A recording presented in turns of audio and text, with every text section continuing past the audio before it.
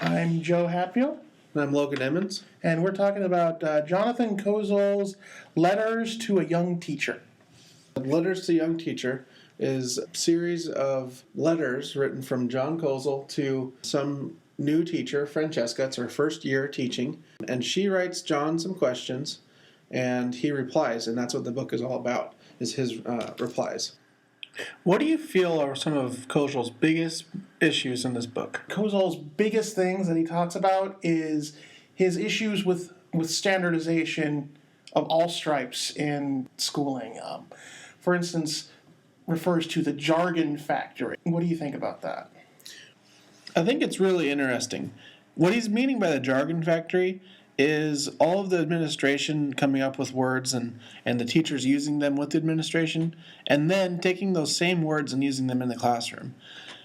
And these words don't really make sense for the students. They don't use them in their daily lives. They don't necessarily understand what the words mean, which doesn't help them at all when they're trying to learn new information. That doesn't really have much to do with the words to begin with.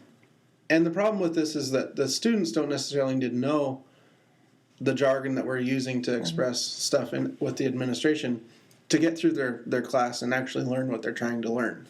Another problem with this concept behind the jargon factory is by making the kids use the language we use with the administration, it might squash their creativity, and they might be using words already that are more colorful than the ones we're forcing upon them, which really that's not going to help anybody.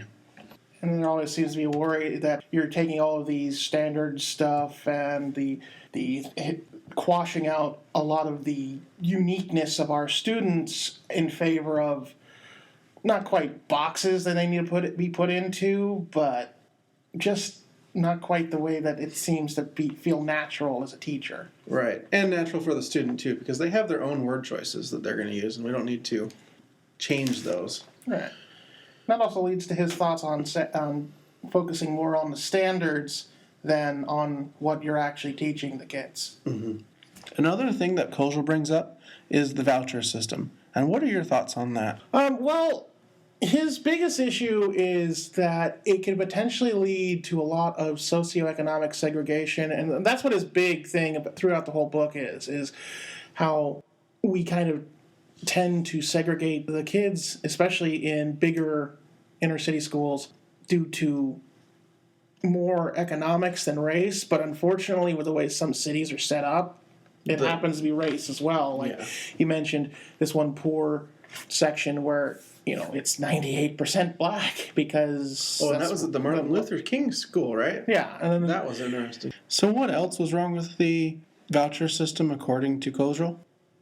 You get this problem with parents might cash the voucher in to go to a better school because they think that they're in the bad neighborhood. And then he also worries about the issues that the people setting up the voucher system itself go, because he brought up the idea that vouchers were originally an idea in the 50s to resegregate schools after they've been forced integrated.